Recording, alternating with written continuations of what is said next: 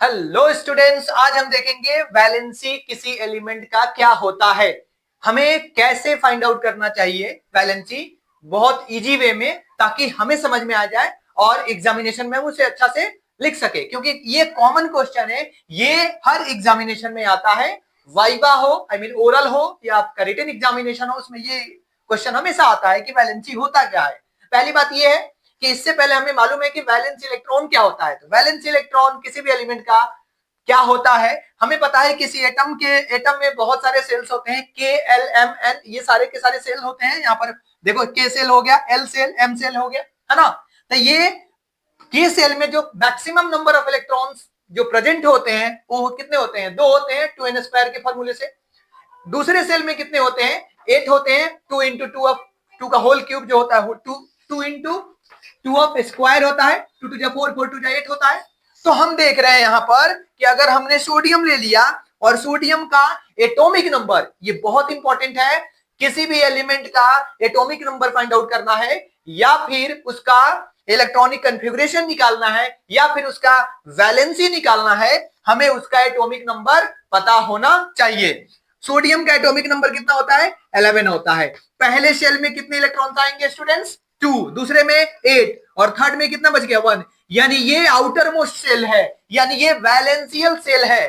तो valence electron जो outer most orbit में होते हैं ना, किसी भी एलिमेंट के जो सबसे लास्ट ऑर्बिट में जितने नंबर ऑफ इलेक्ट्रॉन्स होते हैं, वही उसका क्या कहलाता है? वैलेंस इलेक्ट्रॉन कहलाता है। And this is valid for metal and non metal both, दोनों के लिए वैलिड होता है। लेकिन if you talk about valency, then what will happen? Valency के केस में हम देख रहे हैं कि यहां नंबर ऑफ इलेक्ट्रॉन कितने हैं? 1 है, किसी में 2 आएगा, किसी में 3 आएगा और किसी में 4 आएगा। तो 1 2 3 जो होता है वो एक्चुअली में मेटल के केस में होता है। तो मेटल के केस में वैलेंस इलेक्ट्रॉन किसी एलिमेंट का वही होगा जो उसकी वैलेंसी होगी। I mean to say that जो उसका वैलेंस इलेक्ट्रॉन होगा वही उसका वैलेंसी भी होगा। एग्जांपल के तौर पे देखो, यहां पर सोडियम में सबसे जो पहला सेल है के सेल, उसमें हमने येलो कलर से डिनोट किया है, 2 इलेक्ट्रॉन्स होते हैं। दूसरे सेल में 8 है, हमने 8 यहां मेंशन किया, दूसरे में देख लो। और तीसरे में 1 इलेक्ट्रॉन है, 1 कर दिया। तो वैलेंस इलेक्ट्रॉन हो या वैलेंसी हो, इस सोडियम का क्या होगा?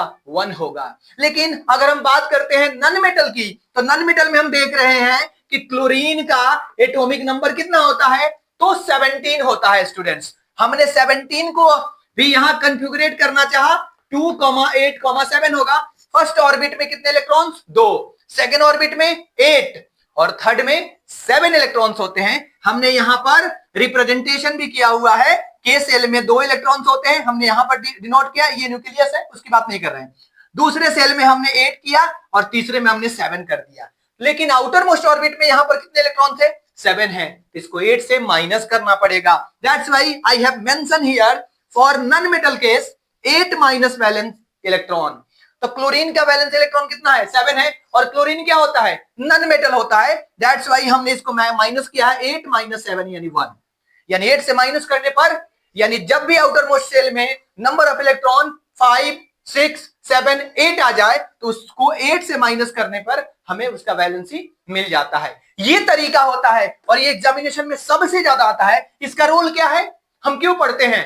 क्योंकि ये हेल्प करता है कंपाउंड के फॉर्मेशन में। ये कंपाउंड के फॉर्मेशन में कैसे हेल्प करता है, थोड़ा सा स्टूडेंट्स देखते हैं यहां पर कि कंपाउंड के फॉर्मेशन में ये कैसे हेल्प करता है। तो अगर हम बात करते हैं यहां पर सोडियम क्लोराइड की, तो सोडियम यहां राइट करते हैं, यहां क्लोरीन करते हैं। सोडियम की वैलेंसी कितनी होती है? +1 होती है।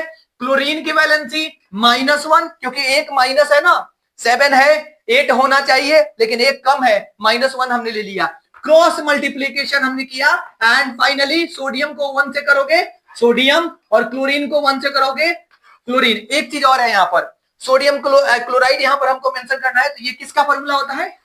सोडियम क्लोराइड का। तो ये कंपाउंड है, इसका फॉर्मेशन कब हुआ? जब हमें सोडियम की वैलेंसी पता है, क्लोरीन की वैलेंसी पता है, तब जाकर के हमने कैलकुलेट किया। So this is the way how we calculate, how we help to form the compounds, new compounds. तो नया कंपाउंड्स बनाने के लिए वैलेंसी का रोल बहुत ज्यादा होता है।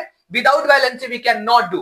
और वैलेंसी निकालने का तरीका हमने पहले भी बताया कि आउटर मोस्ट शेल में 1 2 3 4 इलेक्ट्रॉन्स हो, यही वैलेंसी हो जाएगा, कोई भी एलिमेंट हो। अगर वहां पर 5, 6, 7, 8 आ रहा हो, इनको हमें 8 से माइनस कर लेना है तो उसका वैलेंसी आ जाएगा।